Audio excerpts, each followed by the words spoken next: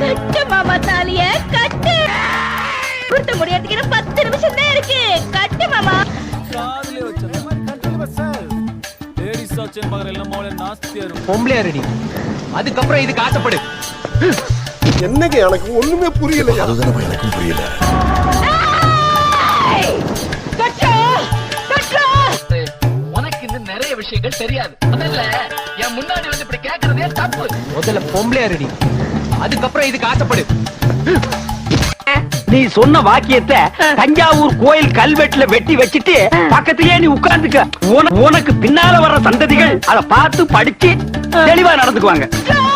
தாலிய கட்டு. பொறுப்புல தாண்டா பொம்பளை. குணத்துல ஆம்பளைடா. கட்டு. உன்னை அடிக்கிறதுல தப்பே இல்லை. பாத்துக்கிட்டு இருந்தேன்